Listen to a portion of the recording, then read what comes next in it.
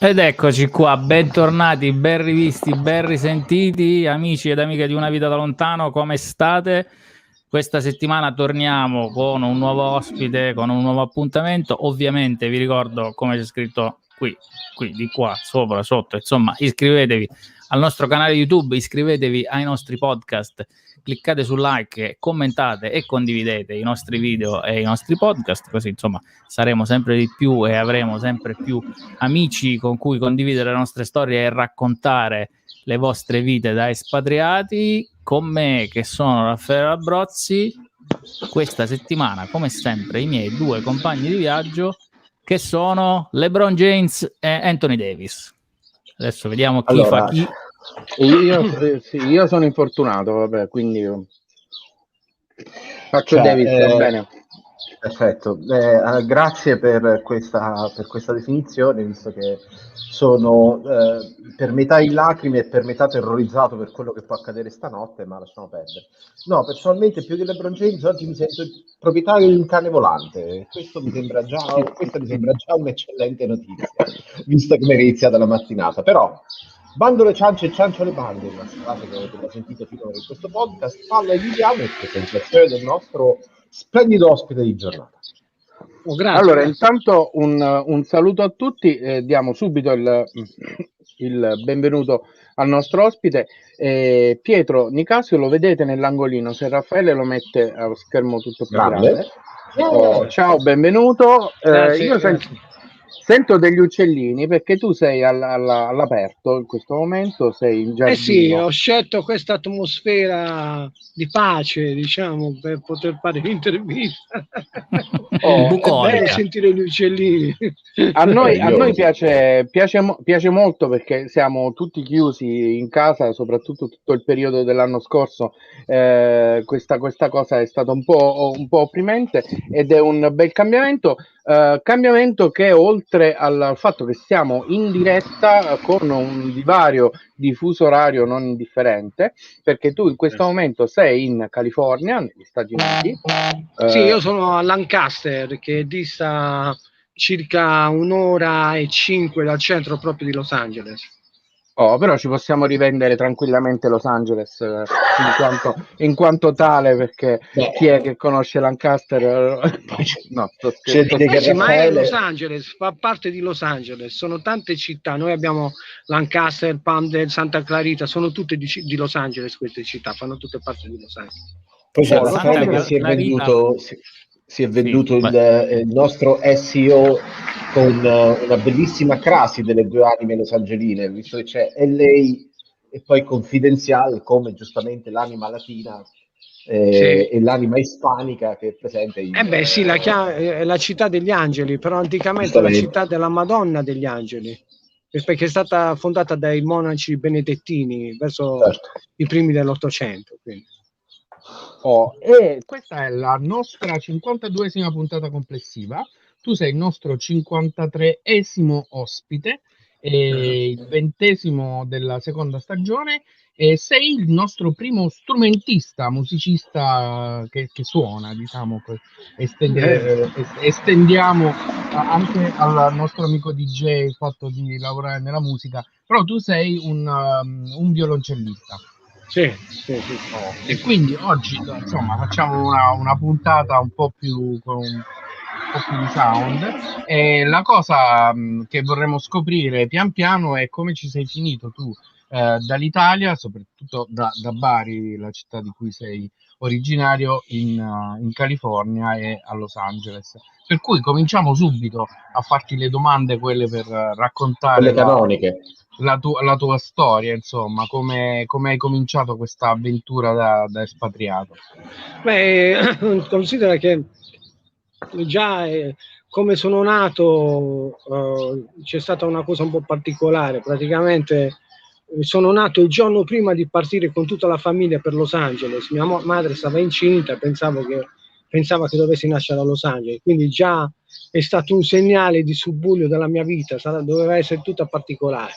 Poi avevo delle attitudini musicali. Quando tornammo dagli Stati Uniti, dopo 1 anno e mezzo che vivevamo dal 69 fino alla fine del 70, ho cominciato a studiare violoncello perché era l'unico modo per poter entrare al conservatorio, però poi mi sono accorto che avevo fatto la scelta giusta e ho proseguito con una carriera concertistica perché ho suonato nell'orchestra di Bari, Matera, orchestre stabili, però collaboravo come aggiunto, concerti da solista, insomma è stato bellissimo, ho lavorato con scuole, però sempre avevo il pallino perché entravo e uscivo di riprendere la mia vecchia residenza perché i miei parenti mi dicevano che io non potevo tornare a vivere negli Stati Uniti. Mi dicevo, come, se ho vissuto 1 anno e mezzo, perché non posso venire a vivere? No, ma ci vuole la carta verde. Ma uno che vive 1 anno e mezzo, la carta verde ce l'ha.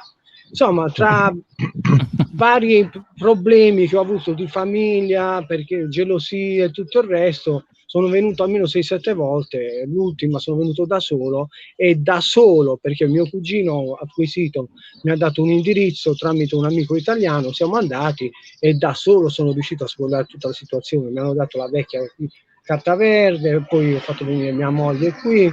Cosa mi ha entusiasmato di qua era il fatto di suonare, che mentre in Italia dovevi avere la chiave per poter suonare oppure ti chiamavano quando dicevano loro, qui mettiamo il caso, tu hai bisogno di soldi, ti metti a suonare allo strip di Las Vegas, fai $2000 in un giorno e te ne vai a casa, perché la gente ama la musica, capite come ragionamento? E allora mi è piaciuto l'impatto, cioè praticamente io mi sono detto, qua in America come artista mi posso costruire, posso comprare proprietà, posso investire, e così è stato, nel senso che mia moglie si è fatta male, abbiamo comprato una casa a Las Vegas prima, e poi questa di Lancaster, dove sto io, l'abbiamo comprata perché a Las Vegas io non sapevo che cosa fare, ho formato un trio di violoncelli con i miei figli e abbiamo guadagnato una media di 150.000, 160.000 per strada e abbiamo comprato la casa, questa qui. Questo succedeva in che anno? Nel senso dall'anno in cui sei rientrato e poi hai cominciato a lavorare? Allora io praticamente dal 2006 sono entrato e ho cominciato a suonare già in ristoranti dove suonavo per tutti gli attori famosi, quindi già si vedeva la differenza. Mettiamo il caso, ogni domenica io facevo la media di $500 solo la domenica a suonare e poi durante le sere suonavo negli altri ristoranti, quindi già si vedeva una differenza grossa. In California potevo prendere anche $6-7.000 al mese suonando. Poi, vabbè, c'erano i periodi che andavano così e così, però ecco, il fatto che poi mia moglie si è fatta male, nel 2011 abbiamo comprato la casa di Las Vegas, nel 2011 abbiamo comprato la casa di Las Vegas, che l'abbiamo pagata $40.000, una cifra proprio ridicola perché era caduta l'economia, quindi 4 camere da letto e un bagno, ora sta quasi $250.000, e poi abbiamo comprato, suonando col trio dal 2011 al 2014, in 3 anni abbiamo comprato questa casa qui, io e i miei 2 figli abbiamo messo il 20%, l'abbiamo comprata, quindi praticamente l'America si è rivelata quella che io pensavo. L'unico problema dell'America è che sono rimasto comunque una realtà diversa, mi sento sempre comunque una persona diversa rispetto agli altri, perché io cerco di far capire agli altri che l'America, noi ci dobbiamo credere nell'America, ognuno di noi ha una qualità e se non crediamo nelle qualità che abbiamo, qualsiasi cosa noi vogliamo fare, diventa difficile in questo paese. Sì, diventa difficile e bisogna metterci sempre del proprio per raggiungere un obiettivo, a differenza sicuramente di diciamo così di casa, non tanto di Italia in quanto paese, ma appunto i posti da dove veniamo, in cui è tutto noto, è tutto conosciuto, ci sono gli appoggi, c'è la rete ereditata di contatti, no? Un paese altro come può essere per esempio gli Stati Uniti, uno si deve ricostruire tutto da capo, se non ci metti qualcosa di tuo ovviamente non vai tanto lontano, no? C'è una cosa che colpisce di questo paese, e cioè che, mettiamo il caso, io essendo un professionista, se vado a suonare per un evento, per una famiglia ebrea, mi danno $1.000 nel giro di 2 o 3 ore, però se suono per gente famosa, sono famoso, però ci sono periodi che magari mi posso mettere anche per strada per suonare, cioè tu passi da un estremo all'altro, perché comunque le cose arrivano da pagare. Allora tu sei una personalità, però nello stesso tempo devi lavorare e pensare una vita normale, modesta, anche se diventi la persona più famosa di questo mondo. Mi hanno detto che Tina Turner quando non lavorava come cantante andava pulendo gli appartamenti. Me l'ha detto un mio amico che e l'altro giorno ho incontrato la ballerina di Fantastico, la capa ballerina di Fantastico, che lavora per una famiglia ebrea perché la strapagano pulendogli la casa e lavandogli i piatti. Cioè, capite qual è la situazione di questo paese? È un po' particolare. Cioè, quindi comunque da un estremo all'altro, insomma, come abbiamo sentito un paio di settimane fa parlando con il nostro amico che si occupa di immobiliare negli Stati Uniti, no? Dal dormire in macchina all'avere milioni di dollari in banca, no? Bravo, si va praticamente da un estremo all'altro. Io magari adesso sto così e domani magari mi trovo in una casa a Malibu o a Beverly Hills, però devi stare sempre con i piedi per terra perché all'improvviso puoi perdere tutto. Questo è il problema di qua. Non c'è una sicurezza, no? Non c'è un'assicurazione. La sicurezza c'è, te la devi mettere da parte. No? Bravo, se la sicurezza c'è qualora tu pensi all'italiana, però questo sistema, allora io penso all'italiana, per questo vado bene, però c'è molta gente che si fa inoculare dal sistema, cioè dice tanto ho la casa di 10 milioni, compro i Maserati, compro questo, compro quell'altro, poi alla fine si prosciuga tutto il conto in banca e poi perde il lavoro che magari gli dà tutti quei soldi e torna in una camera da letto, bagno e cucina. Questo è il problema, capito? Lo fa apposta il sistema americano, ti coinvolge in un certo tipo di discorso e se tu non la pensi all'italiana, questo sistema ti fotte dopo alla fine. Capito come funziona? Tu ci hai raccontato che il tuo rapporto con la California è nato da piccolissimo, appena nato, no? E quindi tu hai avuto a che fare con gli Stati Uniti, con i parenti negli Stati Uniti, hai viaggiato tante volte e ti sei costruito una tua mentalità personale specifica, diciamo, a cavallo fra l'Italia e gli Stati Uniti già diciamo da molto giovane. Il tuo punto di vista quindi è molto particolare, no? Non sei né un americano nato e cresciuto né un italiano che a un certo punto della sua vita come gli altri due soci della trasmissione hanno deciso di andare all'estero e ci sono rimasti per motivi diversi. Il tuo punto di vista è unico. Cosa ci puoi dire? Quali sono le cose positive secondo te di essere italiano e andare all'estero e cosa possono essere le cose positive per la tua esperienza negative, scusa, per la tua esperienza personale? Allora, noi il segreto per rimanere in questo paese è pensare che noi non siamo mai partiti. Cioè pensare che dove noi siamo adesso, ok? È come se noi fossimo nella nostra città. Quindi cercare praticamente uno spirito di adattamento, capito? Allora, per esempio, a me piace mangiare il pesce, se il pesce lo trovo va bene, altrimenti faccio finta che me lo mangio, mi va bene lo stesso, capito? C'è uno spirito di adattamento in cui praticamente qualsiasi tipo di vita abitudinaria che noi avevamo nel nostro paese la sostituiamo con qualcosa di più o meno simile, capito? Per esempio io quando scendevo a casa mia camminavo a piedi nel paese, allora qui ho trovato una cittadina che si chiama Burbank, la sera quando finisco di suonare faccio la stessissima cosa che facevo in Italia, cammino a piedi, invito gli amici, faccio queste cose così, poi studio violoncello, sto con gli amici. Ora il problema è questo: se noi non ci adattiamo, non pensiamo che questo paese è simile mentalmente, noi dobbiamo pensare che siamo in Italia ugualmente, capito come funziona? Allora cominciano i problemi, perché non ci piace il clima, non ci piace la gente, non ci piace. Allora, prima di tutto io dico sempre che dobbiamo equilibrare noi stessi. Se uno sa fare il cuoco, magari trovare tutte le cose positive che fa il cuoco. Se uno fa l'autista, trovare tutte le cose positive che fa l'autista, girare, guardarsi attorno, socializzare, conoscere nuovi posti. Questo ci aiuta a fare le stesse cose che facciamo in Italia. Però se cominciamo a rifiutare la realtà di un nuovo paese, diventa un grandissimo, gravissimo problema, perché poi diventiamo un problema per noi stessi e possiamo rappresentare un grossissimo problema per gli altri. Beh, mi sembra interessante, soprattutto in un posto come gli Stati Uniti che, come abbiamo detto, ha delle difficoltà ed è abbastanza lontano, non è così lontano, Chiaro. magari come l'Asia, ma è abbastanza lontano, quindi diventa Di poi... negativo qui è l'unica cosa negativa grossa che possiamo avere, ne abbiamo due di cose negative. La prima cosa negativa è la distanza, perché abbiamo distanze enormi, che quindi praticamente devi andare per forza con la macchina, se no sei perduto. Devi essere molto sveglio, perché comunque l'altra cosa negativa è che ci sono persone di tutto il mondo, quindi di conseguenza molte volte noi ci incontriamo con differenti realtà e a volte rischiamo anche la vita se non siamo attenti, perché è costume di alcuni paesi portarsi le pistole addosso, specialmente i latini, la gente di colore si porta le pistole addosso.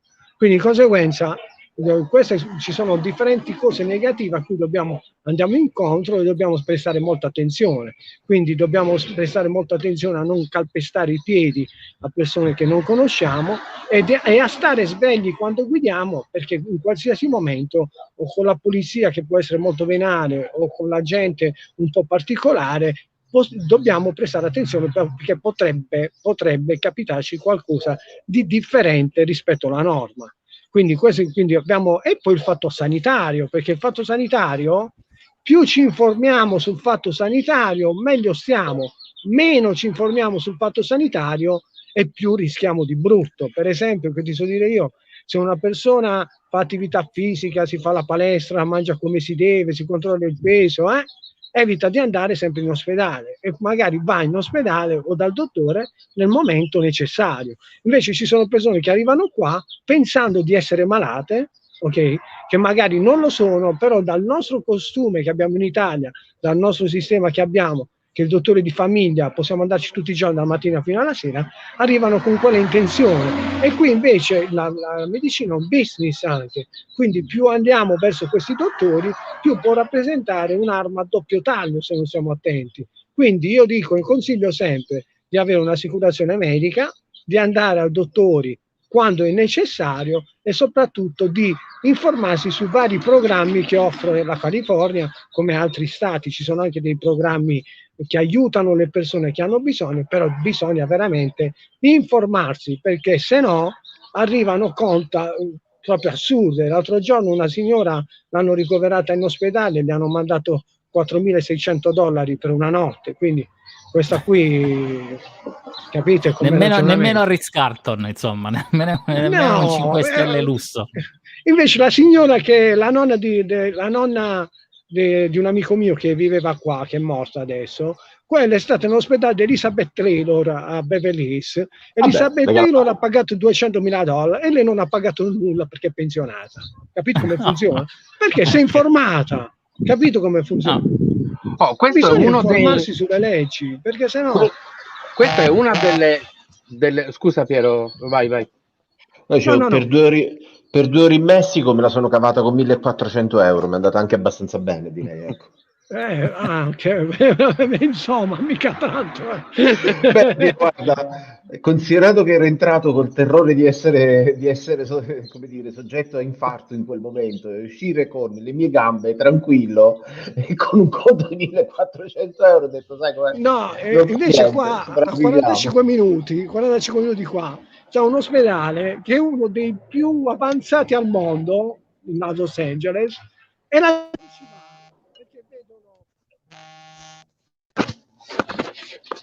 gente non ci va perché sì, c'è stata una persona che mi ha chiamato.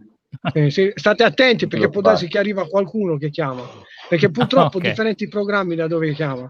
Allora, questa signora praticamente che vi stavo dicendo, ragazzi, perché mi ha fatto perdere dell'ospedale a 45 minuti da lì dove vivi. Sì, praticamente c'è un amico che ha avuto un attacco di cuore e è andato lì. Allora, questo qua praticamente, dopo che si è sentito male tutto il resto, 30.000, 40.000, 50.000, siccome l'ospedale è della provincia di Los Angeles, del condato, del county, lui ha fatto una domandina dicendo: oh, io sono residente qua, sto in affitto, non ha pagato un centesimo. Avete capito, ragazzi? Quindi uno deve sapere le leggi, perché se uno non sa le leggi, allora vengono i residenti americani. Allora, mi sentite? Sì, i residenti adesso continuano a chiamarmi. Allora, diciamo a quelli che ti chiamano di venire su YouTube oppure su Clubhouse e farti delle domande invece di chiamarti, o su Twitch invece di chiamarti. No, perché è successo un problema. C'è stata una ragazza che è venuta qui, praticamente roba da film, praticamente ha trovato una persona sbagliata, l'ha drogata, questa persona mi sta chiedendo aiuto, però in ospedale non la fanno uscire, insomma io non mi posso intromettere fino a quando non ci sono le indagini in corso. E non si risolve tutto per bene. Una volta che è uscita, che sta tutto a posto, perché devono andare gli psicologi, la polizia, perché questa si è buttata in un casino. E io aiuto tutti, gli ho dato l'ostello, gli ho detto vai qui, però questa se n'è andata a un altro hotel. Ecco perché io dico, se non ti adatti, ha cominciato ad attaccare le persone, a dirgli brutte parole. Allora qua gli americani sono venali, quindi questo è il problema di qua. Per questo non bisogna mai pestare i piedi a nessuno, perché sennò ti risolve. Diciamo una cosa, perché tu sei praticamente un punto di riferimento per un sacco di italiani a Los Angeles, sì, perché hai un gruppo Facebook che è molto attivo, e per questo che hai un sacco di storie, perché sei una specie di console autodichiarato degli italiani a Los Angeles, no? Sì, esatto, cioè io c'ho un gruppo che si chiama Italiani a Los Angeles nella città degli angeli, c'è un altro gruppo che si chiama solo Italiani a Los Angeles, il mio si chiama Italiani a Los Angeles nella città degli angeli, ok? È uscito, diciamo, è che è cresciuto per gioco questo gruppo all'inizio, cioè io lo avevo fatto per avere un po' di compagnia, per andare a fare un caffè, una cosa tutti quanti insieme. Siccome io facevo delle live che piacevano, ho cominciato a vedere che questo gruppo, io prima gli ho messo 2000-3000 amici, che poi fra le altre cose il Facebook me li ha buttati tutti fuori, perché hanno visto che erano tutti i miei amici, li ha buttati tutti fuori, però poi ha cominciato a crescere il gruppo per conto suo. E abbiamo passato più di 8000 persone adesso, quindi è normale che dalla mattina fino alla sera ho chiamate da tanta gente, e quindi devo stare un po' attento, perché mia moglie mi ha detto: Pietro, fatti chiamare dalla mattina fino alla sera, poi alla fine vedrai che ci sarà una componente in meno del gruppo. Cioè mia moglie che se ne va. Uno spazio quindi, giustamente glielo devi dedicare durante la giornata. Sì, infatti, allora sai che faccio adesso? Adesso mettiamo in caso, esco fuori, non mi faccio vedere quando mi chiamano, perché certe volte mi coinvolgono troppo. Ci sono storie proprio da telenovelas che accadono qui, che potremmo scrivere dei libri sulle cose che accadono qui. C'è stato un ragazzo che è stato malissimo, lo hanno derubato di tutto, anche delle mutande in Messico, ha passato il confine, prima ha cominciato a lavoricchiare, poi io gli ho trovato un lavoro come domestico, prende $3.000 al mese, la signora multimilionaria se lo vuole sposare, però lui se ne vuole tornare in Italia. Io lo chiamo Cenerentola, lo chiamo a lui.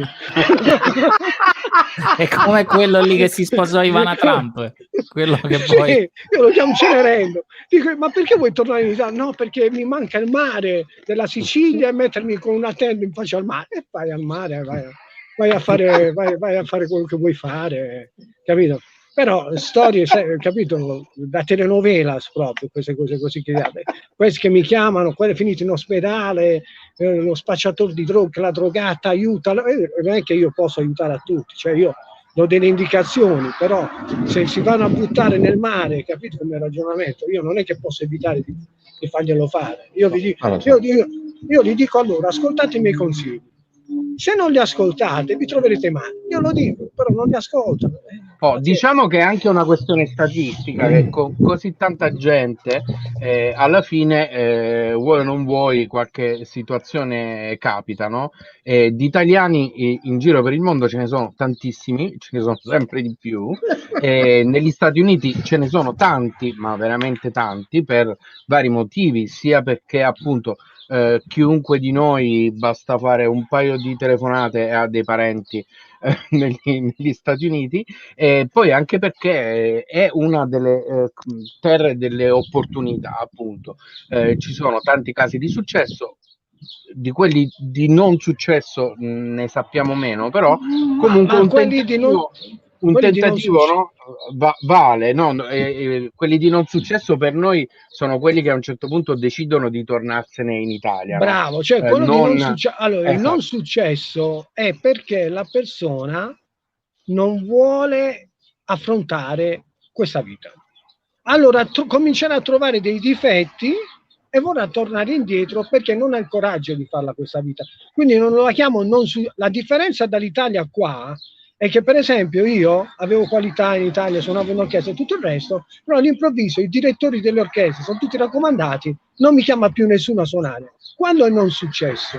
Però quando tu stai qua, ti offrono un lavoro di $3.000, $4.000, $5.000, poi cominci a dire mi manca il mare, mi manca la besciamella, la parmigiana, la polenta, cioè, allora quello non è non successo, quello è che la persona non vuole lavorare, se non vuole tornare a casa non fare nulla, quindi quello è il problema, quella è la differenza che è molto grave, perché non siamo abituati a lavorare.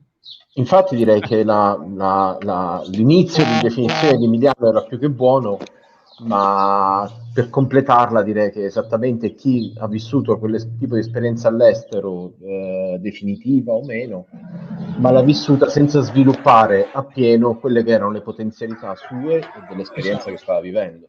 Esatto. Allo stesso tempo. Cioè, io dico sempre d'accordo. che chi va via vuol dire che sta bene quando ritorna e che non era necessario che veniva qui. Ve lo auguro di stare bene un giorno se devi tornare. o comunque torna con un arricchimento di un'esperienza unica. No, ma io posso tornare anche domani. Io mi comprerei, guarda, a Fasano 2 trulli, uno lo affitto, lo faccio al B&B e l'altro ci sto dentro, soldi in banca, la bella vita. Mia moglie naturalmente mi ha detto no e continua a fare i sacrifici, capito come ragionamento? Perché là non mi costa nulla la vita in Italia, qua invece invece la domanda fondamentale è: il giorno in cui tu compri il trullo a Fasano ci fai lo sconto? Beh sì, ci magari... Ok, perfetto. Assicurato questo, già mi hai come cliente. Invece, tu prima hai, non dico esordito, ma insomma all'inizio ci hai detto che il tuo modo di approcciare la vita negli Stati Uniti è quella di non pensare di essere andati via, ma di vivere lì come diciamo stessi vivendo in Italia, o comunque quello il tuo paese, la tua situazione è quella lì, no? Esatto. Tranquillamente, con lo stesso entusiasmo, senza lamentarsi delle cose che mancano, cercando appunto di fare di necessità virtù. C'è qualcosa, se proprio dobbiamo andare a scavare in fondo, che ti manca dell'Italia e se puoi cerchi di non farne a meno, insomma qualcosa che cerchi o che ti sei portato dall'Italia, c'è qualcosa oppure no? Oppure sei tranquillo? Allora, di cose che mi sono portato dall'Italia, mi sono portato il violoncello, io che ho un violoncello che costa molti soldi, sono su 20.000 euro, e c'ho un arco in inglese che è dell'800, quindi c'ho cose dell'Europa che mi sono portato, e oggetti sì, ci sono cose che mi sono portato dall'Italia, poi comunque mangio tutto italiano, quindi di conseguenza compro tutte le cose che arrivano con i container italiani, quindi si può dire che una parte dell'Italia continua a esistere in questa vita dove sto io. Rimpianti, se fossi rimasto, l'unica cosa che mi brucia è solo il fatto dell'orchestra, perché suonare in orchestra in Italia, cioè io ho suonato per Gwen Stefani al battesimo, per Gene Simmons, tutti gli attori famosi di Hollywood, però fatto un conto suonare per la gente famosa è bello, ti dà entusiasmo e tutto il resto, però un'orchestra sinfonica dove fa la stagione e suonare tutte le sinfonie di questo mondo ti dà tutto un altro tipo di emozione. Qui parliamoci chiaro, sono nel Far West qua dove sto io, a livello di ai 10 milioni di musicisti nessuno sa suonare. Io l'altro giorno andai all'Unione, sta un libro così grosso, ma proprio così grosso dell'Unione, dici tutti violoncellisti, tutti violinisti, e dove stanno? Boh, io quando vado a suonare non trovo nessuno, cioè, ma la gente: Pietro ti prego vieni tu a suonare, perché non troviamo nessuno a suonare, mi dicono. Dove stanno? Non lo so.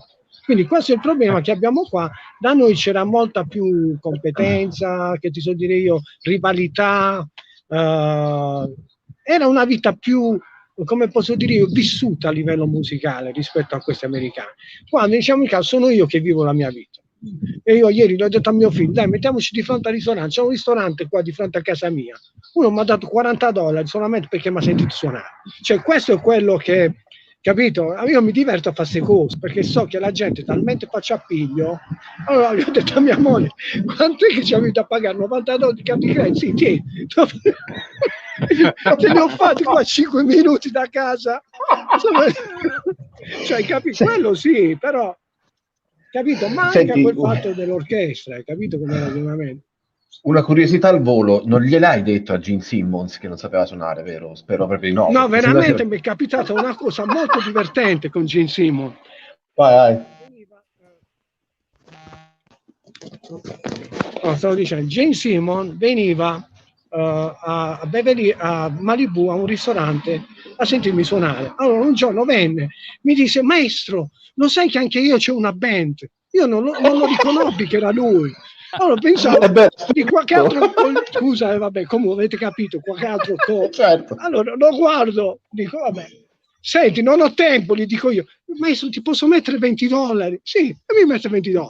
Appena vedo mio figlio piangere a guardare la televisione, quanto lo vorrei conoscere, ma chi quello faccio io? Sì, ma quello tutte le domeniche faccio io, come lo vedo tutte le domeniche? Facciamo il ciao maestro, come stai? Tutto a posto? Veramente Gene Simmons quello, facevo io. Cazzo, l'ho trattato a me. Vabbè, comunque dopo questo fa il paio con mio cognato. Sì, lo incontrai a Beverly Hills, dici, Gene, scusami se ti ho trattato così, Pietro, non ti preoccupare, mentre mi sono al tavolo perché voleva il dottor Zivago, lui, la moglie, i figli, arrivato a un certo punto, mentre stavo suonando, volete sapere una cosa, dice Gene Simmons, la mia musica è una merda a confronto di quella del maestro, io guardando tutti gli invitati che stavano nel ristorante, di allora a Beverly Hills. Cioè, insomma, è stata una bella esperienza quella, divertente. Dicevo, questo fa il paio con mio cognato che vive in Australia, che a un certo punto, qualche anno dopo Il Signore degli Anelli, nel middle of nowhere, come si dice a quelle parti, ha incontrato Orlando Bloom e non lo ha riconosciuto, e davanti a una birra nel pub gli ha chiesto, ma tu c'hai una faccia conosciuta, ma hai fatto qualche cosa che posso sapere? Ed era veramente... Dopo che è andato via si è reso conto che era Orlando Bloom. No, ma a me le cose più assurde sono successe. Sono andato al bagno a Malibu, c'era una ragazza a parlare con me, si mette a parlare di copione, di cosa, poi fa a me, a te scappa? Sì, a me scappa, arrivato a un certo punto, ma non mi hai riconosciuto chi sono? No, sono Brooke di Beautiful. L'attrice mi ha dato accesso. Ma sempre al bagno, sono andato a Bassora al bagno, stava uno come proprio col pipino appresso, faccio per vedere e tutti gridando, era Ricky Martin, stava preso a me. Cioè, cose proprio assurde, cioè, Gwen Stefani che gli faccio il battesimo, poi viene il padre, io mi aspetto che mi dà $10.000, $20.000, ma Pietro grazie, ti do $20 di TD, no guarda, ma vedi un po' questo sbilorcio. Però aveva pagato il ristorante, ma aveva pagato, quindi non è che poi la Angelina Jolie mi ha dato $10, ha avuto l'ultimo film, stavo suonando Angelina Jolie a Tempestop, con gli ebrei mi danno $1.000 a suonare quando suono e tu mi dai $10. Vabbè, come? Tutto fa questo è un clash tra diciamo così la California, il fatto che in California c'è tutto il mondo dello spettacolo e il mondo della musica localizzato, e ovviamente può capitare di trovare tutte le celebrity che fanno una vita normale in giro, anche sin troppo. Michael Bublé che stava ubriaco, che mi abbracciò, che puzzava di alcol mentre stavo suonando. C'è la cosa più assurda. Poi la cosa divertente, maestro, questo è il ristorante dove vengono gli attori più famosi al mondo, li sentivi fare tutti così sniffando, tutti pieni di cocaina, le persone. Ma no, quello è il raffreddore. Mannaggia, quello è il raffreddore. Cioè, Il tutto raffreddore, ci sono rigido. delle medicine per il raffreddore, ricordiamo. delle volte, specifiche. sì. Ecco. No, invece una cosa che mi ha sempre colpito, più che degli Stati Uniti, della California, sono gli auditorium che ci sono nei parchi. Quasi tutti i parchi hanno un palco con un auditorium per suonare all'aperto e diciamo così, come se fosse una cosa normale, quindi c'è un rapporto con la musica, anche con la musica sinfonica, molto popolare, molto pop. Sì, E sì, nei tuoi sì. racconti non mi stupisce che tu possa metterti a suonare per strada e fare il tuo lavoro onestamente e tranquillamente, ed è una delle cose particolari, assolutamente Sì, unica.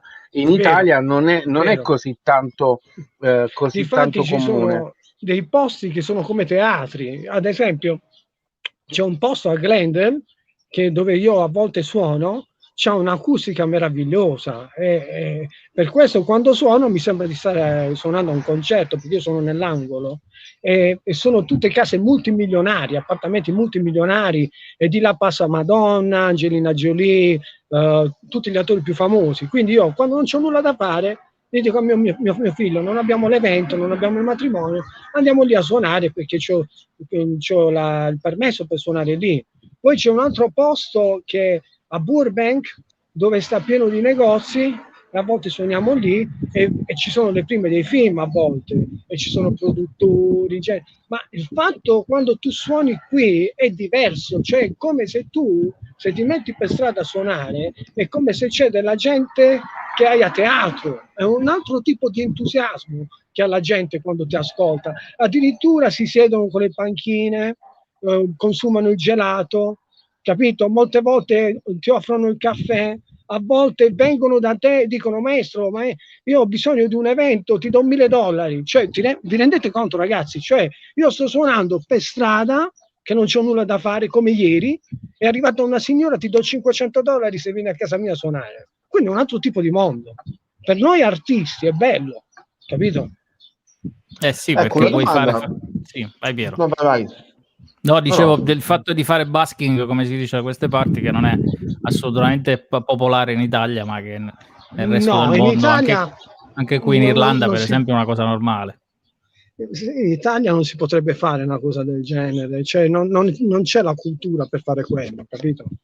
Solamente che Las Vegas è un altro discorso. Las Vegas è puro denaro, cioè, tant'è vero che poi loro mi hanno tolto la licenza. Io avevo un secchio grandissimo che usava, voi avete presenti i secchi delle pitture, quelli giganteschi, no? E noi lo riempivamo tutti di $100, 20, 50, ci portavamo 2, 3, $5.000, come finivamo la giornata io e i miei figli a suonare perché la gente lì usciva tutta ubriaca. E una volta c'era un tipo ubriaco che ci vide e ci disse: la vostra musica mi fa schifo, boom, $100, siete delle merde, boom, $100, ci buttava $100 in continuazione addosso, ragazzi, ci riempì almeno di $1.000-2.000, non sto scherzando. Quindi questo Ma lì era per ripulirsi la coscienza degli insulti, probabilmente. La gente vedeva tutte le $100 per strada che volavano e nessuno le raccoglieva. Senti, invece una domanda che a questo punto può tornare utile, per esempio, a chi volesse avere l'ambizione di fare anche un po' questo tipo di percorso, iniziare dalla strada, e che in questo momento ancora non è partito, però. Dal punto di vista fiscale, questo sempre io sono quello delle domande brutte o delle battute scene, quindi la domanda brutta è: se uno arriva e decide, ok, inizio dalla strada per trovarmi poi la mia clientela, a fine mese o a fine anno, allo Stato come paga le tasse? Allora, innanzitutto questa è la bellezza di questo paese, che io non sotto questo aspetto non lo cambio con nessun altro paese al mondo. Allora, qui abbiamo un controllo fiscale fortissimo per tutti i lavori, quelli controllati con le percentuali, perché siccome qua abbiamo praticamente produttori, attori che frazionano milioni e milioni di dollari, quindi c'è una fiscalizzazione molto molto molto dura. Però per quelli che invece pesano, che cominciano, il governo americano chiude completamente gli occhi, nel senso che, ti spiego perché, fino a quando non hai proprietà e lavori per donazioni è legale, quindi di conseguenza ci sono fondazioni che raccolgono milioni di dollari, però sono fondazioni, gente, artisti che suonano per donazioni. L'importante è che quando loro devono andare a dichiarare, dichiarino qualcosa, ok? Quello è l'importante, che abbiano un pensiero di dichiarare qualcosa, perché comunque il governo americano sa che non è un lavoro stabile, redditizio, perché la persona, anche se fa $150.000 in un anno, gli tolgono la licenza di suonare o di recitare o di fare, l'altro anno invece uno che magari lavora alla Warner, alla Paramount, uno che lavora negli uffici, tutte queste cose qui, che ha compagnie, ha un reddito garantito a vita per il lavoro che fa, capito? Quindi in questo caso il governo americano è meraviglioso, perché va incontro a livello fiscale a quelli che, mettiamo il caso, e dicono vabbè, tu hai lavorato in contanti, dichiara quello che vuoi dichiarare, cosa che da noi non si può fare quando uno lavora in contanti, viene controllato completamente. Beh, sì, soprattutto se in Italia qualcuno ti fa una domanda e ti dice dichiara quello che vuoi dichiarare, e chiunque risponde zero.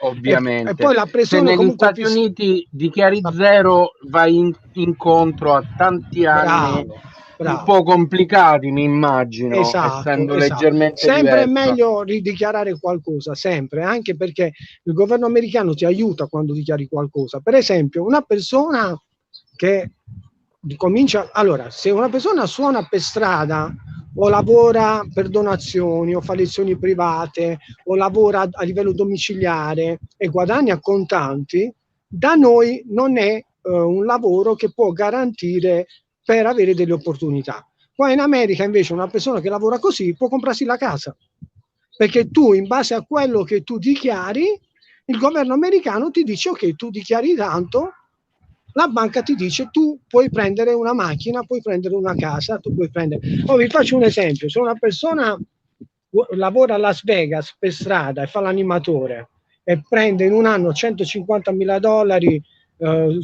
ballando, tutte queste cose così, ne dichiara 100 per esempio, allora lì tu, è vero che tu paghi le tasse del 15% per il Medicare e tutto il resto, però diciamo che si aggira intorno massimo al 30-35%, proprio massimo.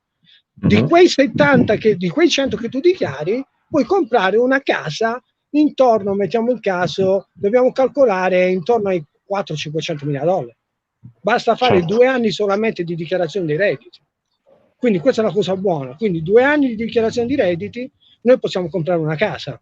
Sempre, però deve essere 3 volte al mutuo. Questo vuol dire, se io voglio avere un mutuo di $2.000, devo guadagnare 6.000. Se voglio un mutuo di 4.000, devo guadagnare 12.000. Capito come funziona? Un mutuo di 4.000 a 12.000, che sono 150 all'anno, io mi prendo una casa di $500.000-600.000, $700.000, anche 800, dando un programma del 3%, 10%, 20% avanti.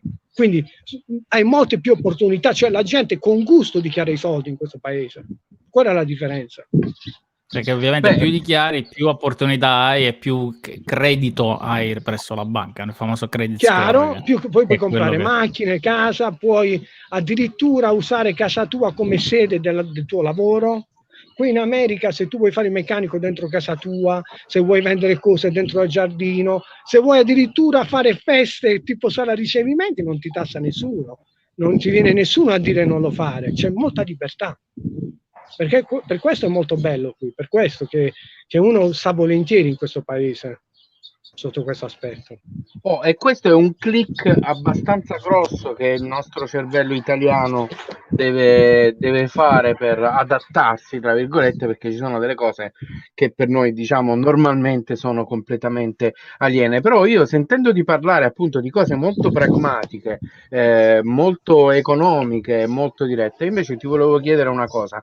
Suonando per strada, suonando per le persone, cosa apprezzano di più? Quale musica, o comunque qual è la musica che ti piace di più suonare in giro a te? Vi sembrerà una cosa molto incredibile, però gli americani più che la musica italiana moderna, amano la musica italiana antica. Vivaldi, come li suoni Vivaldi, impazziscono gli americani. Quindi qualsiasi cosa di Vivaldi fa impazzire più di Bach, più di Handel, Haydn. Vivaldi è la cosa che gli americani conoscono al 100%, impazziscono. Poi a livello di musica piace molto la musica pop agli americani, pop e rock, quindi praticamente noi abbiamo adattato il repertorio. Poi per i latini facciamo molta musica anche di tango, tutte queste cose così, ma ad esempio l'evento che abbiamo alla fine del mese, perché loro ci chiamano differenti eventi, è un evento in cui avremo latini e lì dovremo sfociare tutti i tanghi, tutta roba messicana. Ma io col violoncello sono di tutto, vado dalla bamba al besame mucho, al cioclo, ai concerti di Vivaldi. Capite come ragionamento? C'è un repertorio molto vasto. Mi manca solo un po' il metal, che è quello più, però forse sono anche troppo avanzato d'età per farlo. Mio figlio lo può fare. Chiede a Gin. Sì. Un paio di spartiti ti può passare. Un po' di cose heavy metal. No, ma gli americani amano tutto, cioè è come se tu fai, devi fare una carrellata di epoche quando suoni con gli americani praticamente. Quindi devi fare una playlist adatta alla situazione, insomma. Esatto. Io molte volte vedo le persone, creo la playlist, che poi la cosa divertente. L'altro giorno era il Veteran Day, ho una chiamata, stavo andando dal compleanno di un amico. Pietro, puoi venire al nostro ristorante a suonare, ti prego. Boh. Dai, ti diamo $200, più le mance. Allora io che faccio? Ha detto a mia moglie, tu vai al compleanno. Ma come? Stiamo andando 2 ore di macchina. Allora ho fatto 2 ore di macchina. Sono andato indietro, ho fatto un'altre 2 ore. Sono andato a suonare. Quando sono andato a suonare, all'inizio delle facce da funerale, quando ho attaccato, ho detto, sono stato più di una mezz'oretta, questo genere non va, questo non va, questo non va. Alla fine gli ho trovato il repertorio e sono andato su quel tipo e alla fine me ne sono andato con $260, capito? Però ho fatto 2 ore ad andare, 2 ore a tornare, 2 ore ad andare, ho fatto 6 ore in un giorno di macchina, capito come funziona? Quindi $30 di benzina se ne sono andati. $30 di benzina se ne sono andati, però è stato divertente. Poi mi sono preso anche l'abbraccio della padrona, che è bellissima, gliel'ho detto anche a mia moglie ha detto un giorno di questi non mi faccio più trovare. Vivi comunque sul limite con tua moglie. Ovviamente questa cosa è molto diversa dal suonare in un'orchestra, anche magari lì negli Stati Uniti, perché il repertorio di un'orchestra è diciamo all'interno dei confini abbastanza precisi a seconda dell'istituzione in cui tu lavori, no? Questo probabilmente è un di più che ti piace di questo tipo di vita, di questo tipo di situazione. Suoni la musica a 365, 66, a 400 gradi, assolutamente. Cioè fai tutto il giro. Esatto. È assolutamente unico anche questo, ovviamente, come approccio. Infatti, togliamo i problemi di salute, che quando uno c'è il problema di salute non aiuta ugualmente a fare un lavoro. Però se c'è qualche amico che ti ha dato qualche delusione o che hai litigato con tua moglie o successo qualcosa di grosso, come ti metti una giornata a fare una cosa di quelle, quando hai finito non ti ricordi più nemmeno quello che è successo. Zero. Invece qualcuno usa la musica come terapia, Piero. Sì, ma è così. No, la curiosità che avevo in un posto del genere, soprattutto dove c'è comunque concentrata un'ampia percentuale, sicuramente maggioritaria, delle produzioni, diciamo, cinematografiche, di serie, diciamo della quinta arte, insomma, un po' di tutto il mondo. Sì. E quanto è facile o difficile provare a entrare nel giro appunto di musica che supporta queste produzioni? Perché lì immagino allora, guarda, a me si sta scaricando il cellulare, ragazzi, devo andare dentro. Corri. Ok. Devo andare dentro, però attenzione che il mio cane a volte abbaia, però... non ti preoccupare, preferito mio nel caso. Si è scaricato il cellulare, Mariangela? Intanto ricordiamo a chi ci sta ascoltando di ovviamente iscrivervi ai nostri podcast, iscrivervi al canale YouTube e cliccare sul like, commentare e condividere i nostri video. Allora, vai. Allora, stavo dicendo, col fatto mi è stato più facile, devo dirti la verità, fare l'attore che suonare per una produzione. Perché c'è praticamente una pagina sul computer che si chiama Craigslist, ok? Certo. Allora un giorno ho visto che cercavano uno per fare la pubblicità, allora sono andato pubblicità per comprare qualcosa nel negozio, però io non dovevo uscire in televisione, niente, volevano gente che comprava. Quando sono andato, dopo 4 ore che ho aspettato, ho visto una troupe televisiva che mi filmava. È un attore famosissimo di Hollywood, famoso, non mi ricordo il nome, e praticamente questo mi hanno detto digli quello che vuoi, e io facevo, è passato, è ricchioso, cose così, no? E saltavo con lui. Mi hanno doppiato nel film, e poi sono uscito, il mio film sta su Netflix, si chiama Bad Trip, e sto io nel film. Se voi andate su Netflix, basta che vedete Bad Trip, e durante il film ci sono io. Poi un'altra volta chiamo a mia moglie, gli dico Mariangela, dobbiamo andare a fare un film. Mia moglie mi dice, mi stai prendendo per il culo? No, vieni. Arriva la cosa là, la porto praticamente a Universal Studio, al cimitero di Hollywood Hills, e stava una troupe gigantesca, e il film deve uscire al cinema ancora.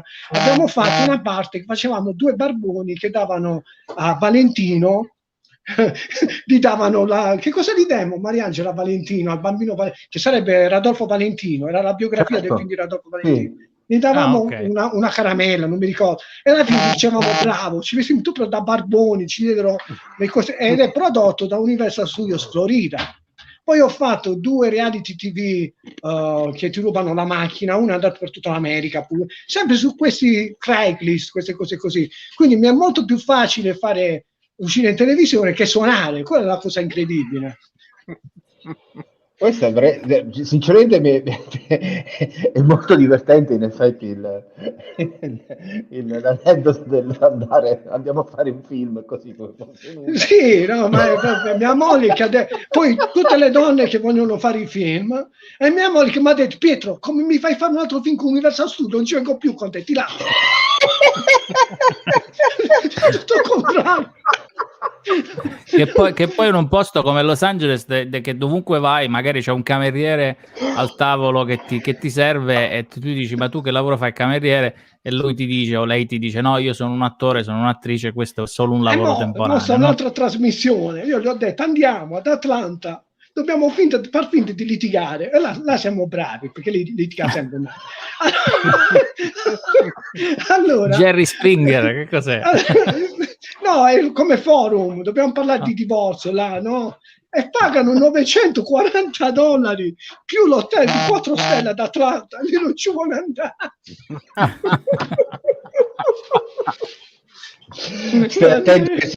Stai attento che con tutte le punzecchiature poi prendi ispirazione, meglio che non ci vai. Infatti mo ha detto stai sotto torrica. No, è brava mia moglie. Salutiamo la signora che sicuramente molto seria. Mariangela, ti vogliono salutare, fatti vedere. No, ha detto che non si fa vedere, mi manda i saluti a te. No, la volevamo salutare perché sicuramente tua moglie è ovviamente parte della tua vita, ma voi siete una società in questo percorso, no? Avete affrontato tutto ciò insieme, e è un aspetto da non diciamo così, da non sottovalutare. Mia moglie ha affrontato un aspetto più negativo, perché non avendo avuto una vita più da lavoratrice, da operaia, lei, quando siamo venuti in America, noi abbiamo avuto una grossa fregatura, un italiano che ci aiutava, allora, perché io ho fatto questo gruppo anche per aiutare gli italiani, un italiano che ci aiutava, dopo 3 mesi ci ha buttato fuori per strada a me, mia moglie e i 2 bambini. Quindi io avevo un bambino di 4 anni, uno di 9 anni, dormivamo in macchina, negli hotel, dormivamo a terra in un appartamento. La fortuna mi salvò che io suonavo, quindi ogni sera che suonavo, siccome piaceva il repertorio che facevo, con quei soldi che io facevo pagavo l'hotel, capito? Certo. E riuscì, dopo tutte le serate che suonavo in tutti i ristoranti, io poi che facevo, siccome sapevo che il ristorante non mi voleva pagare perché ero nuovo, gli dicevo al ristorante non mi dare niente, lavoro solo con le mance, me ne andavo con $200-300 quando finivo la serata, 2-3 ore, e con quei soldi pagavo 150 hotel più latte ai bambini, se ne andavano tutti. Arrivato Certo. un mese e mezzo, riuscì a entrare in un appartamento di una camera da letto, bagno e cucina, e di là cominciamo, capito? Però passò quasi un mese e mezzo, quindi mia moglie ha sofferto un po' di più la situazione rispetto il cambiamento, diciamo. Tant'è vero che il primo anno, mia moglie il primo anno se ne voleva andare, quindi mo invece non se ne vuole andare più. È lei che vuole rimanere a Los Angeles. Sì, andiamo a Fasano a fare il trullo. Ha detto, ma il trullo te lo fitti tu dopo. Anche lo Zo Safari sta a Fasano, non mi pare di ricordare. Sto facendo lì. Ti vogliono conoscere? No. Ha detto no. Però la Puglia è un po' la California d'Italia, si dice, no? Sì, guarda che quindi il clima è più o meno uguale a Bari qua. L'unica cosa è che qua è più secco. Però il caldo che fa, mettiamo il caso, in Puglia a luglio ad agosto, sta facendo qua dove sto io, fa 40 gradi dove sto io, però a me piace, sono abituato, con l'aria condizionata sono abituato. Vabbè, ecco. Noi un ricordo dei 40 gradi che è tremendo, quindi sono ben contento di non esserci più, sinceramente. Su questo noi sostanzialmente siamo arrivati alla fine, perché abbiamo fatto più o meno un'ora di chiacchierata, un'ora di chiacchierata che potrebbero diventare 2, 3, 4 ore, perché tu hai tantissimi aneddoti, tante cose da dire e tante cose da raccontare. Inseguimenti con la polizia, con le gang. Quindi faremo la seconda parte, tra 5-6 mesi ci risentiamo. Vabbè, però inseguimenti onesti. Cioè vedo che il polizia mi vuole fare la multa e vedo che sta 10 macchine più dietro, accende le luci, ok, giro nella stradina piccolina, poi giro in un'altra stradina piccolina, il polizia gira che mi vuole fare la multa, non mi trova più, se ne va dritto. Multa evitata. Più di una volta mi è capitato di fare. Ma cerca di me, non ho capito. Ma io ho svoltato apposta perché così mi potevate trovare e non mi avete trovato. Io ho fatto io ho fatto tanti lavori qua in America, ho fatto anche la guardia giurata, mai fatto. Poi ho fatto l'autista delle limousine. Sì, ci dobbiamo rivedere un'altra volta perché gli aneddoti sono tantissimi. Quindi faremo la puntata aneddoti, quindi io addirittura ho distrutto una limousine nuova e quello che era il padrone era indocumentato, era illegale, quindi io l'ho detto zitto, perché poteva manco denunciare. Tu mi devi pagare tutti i danni. Allora ho detto ok, io intanto vado all'immigrazione a dire che tu sei legale. No, va bene Pietro, la giusto la limousine tranquilla. Amici come prima, insomma, come quindi oggi film di oggi sostanzialmente abbiamo fatto il teaser, cioè abbiamo raccontato la parte più finale, diciamo così, quella legata appunto alla musica, al suonare, al trovare una dimensione, anche un incastro giusto tra il modo con cui ti funziona a te di vivere, di suonare, di guadagnare soldi, di mantenere la famiglia, no? Gli Stati Uniti. Ovviamente dietro sicuramente ci saranno tante altre situazioni, appunto, altri lavori, altre cose che non ci hai raccontato, che però sono sicuramente interessanti e saranno sicuramente così tanto divertenti come diciamo che ci hai raccontato. La gente fa la musica part time, no? Io invece facevo i lavori part time, cioè, capito un ragionamento? E fare il musicista. Sì, lo scopo era sempre quello. E quindi per tutti i nostri ascoltatori e aspiranti musicisti all'estero, musicisti che stanno pensando di fare esperienze, di trovare altre cose, altre situazioni, per chi sta semplicemente pensando di andare in California e dare una possibilità, darsi una possibilità, un tentativo per cambiare vita o per fare un'esperienza, speriamo oggi di aver aggiunto dei mattoncini, anche solo degli inizi di ragionamenti utili come quello sul fisco, sulle tasse e quant'altro, per cui noi sostanzialmente veramente siamo arrivati alla fine così senza accorgersene. Pietro, ti ringraziamo veramente tantissimo di essere stato con noi, di averci raccontato parte. È stato un grande piacere da parte mia pure, mi avete fatto una piacevole compagnia. A noi ci fa piacere anche raccontare la tua storia, perché appunto con il tuo gruppo comunque tu ti metti in gioco per altre persone che hanno bisogno di aiuto, di indicazioni, di semplicemente una direzione, e questo è molto, il nome del molto gruppo bello. già che ci siamo. Italiani a Los Angeles, nella città degli angeli. Perfetto. Ecco, lo vedete scritto qui sotto, se state seguendo su YouTube sul video, oppure ecco, Italiani a Los Angeles nella città degli angeli, se ci state ascoltando in podcast e quindi non vedete la sovraimpressione, come diceva quello. Per cui io ti ringrazio un'ultima volta e ti saluto i nostri ascoltatori, e cominciamo la nostra piccola read di saluti e di indicazioni. Questa era la nostra 52esima puntata, i prossimi appuntamenti ve li dà Piero, grazie a tutti per l'ascolto, grazie di nuovo Pietro. Ciao a tutti, grazie a voi, io chiudo, ciao. Sì. Ragazzi, quindi ci vedremo come sempre domenica prossima, il 6 giugno, per l'anticipazione della prossima puntata, mentre invece per quello che è il podcast in diretta perlomeno, l'appuntamento è a giovedì 10 giugno, come sempre 18:30 orario GMT, 19:30 CEST, 20:30 EEST. E siccome ho iniziato la puntata ricordando che anche questa volta il mio cane vola, quindi per tutti gli appassionati del mio cane che si sono trasferiti a Rakitnoye, in quel della Russia, vi dovete connettere alle 20:30 sempre per vedere appunto il tutto in diretta.